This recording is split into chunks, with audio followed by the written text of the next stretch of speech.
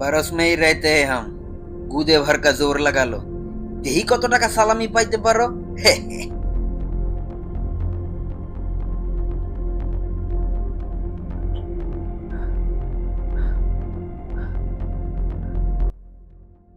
কূদে ভর কা শব্দেরও মানে কি?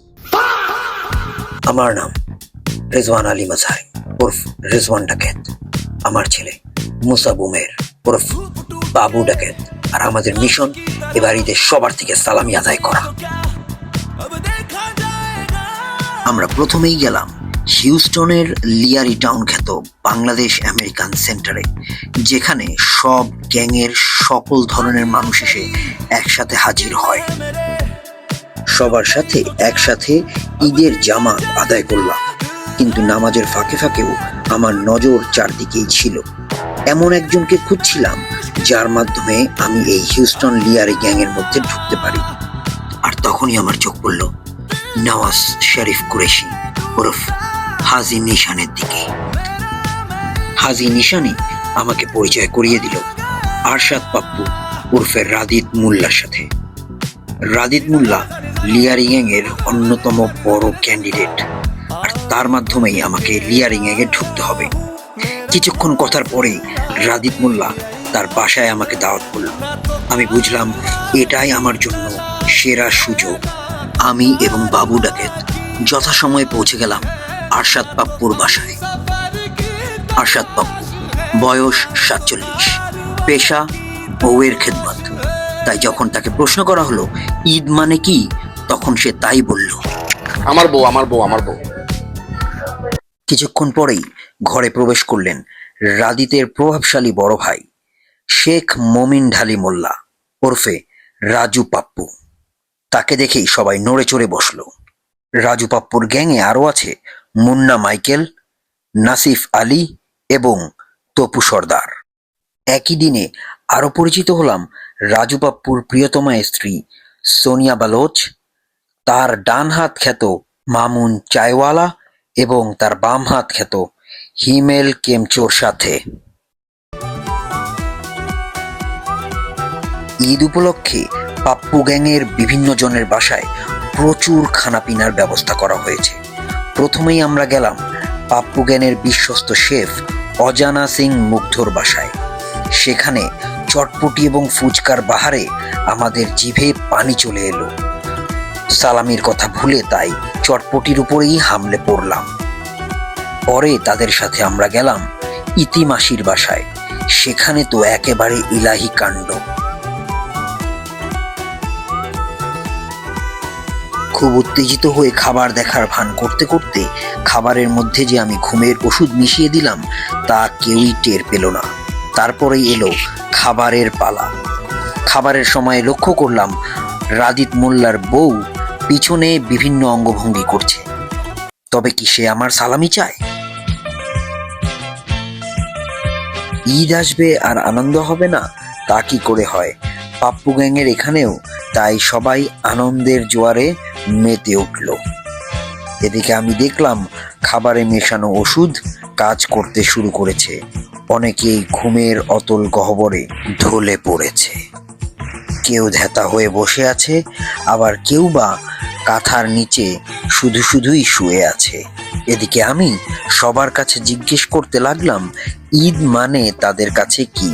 তার জবাবে সবাই যা বলল, It is all about having family members together and having fun.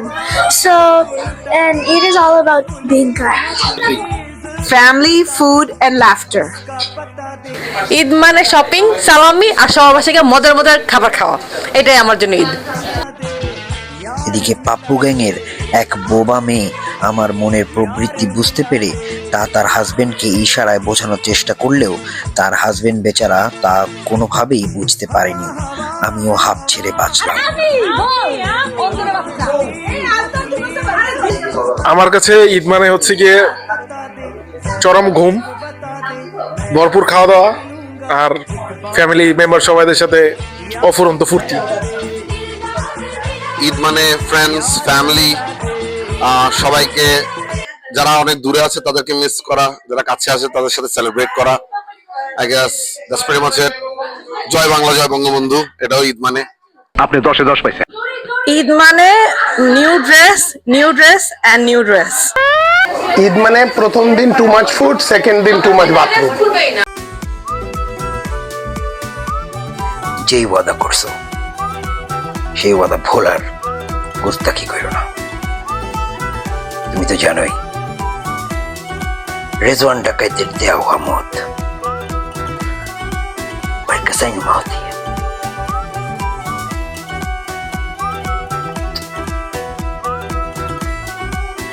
সবাইকে ইন্টারভিউতে ব্যস্ত রেখে আমি আর বাবু ডাকেত সালামি আদায় করার মিশনে লেগে পড়লাম।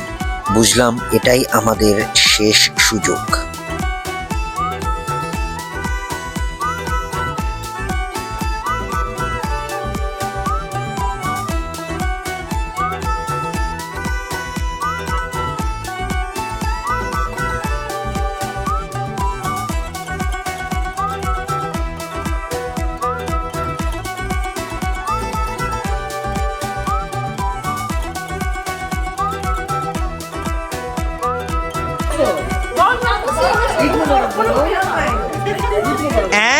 मैं 2 तारीख को आऊंगा, यहाँ से लेके जाऊंगा, हैं संभाल के रखना।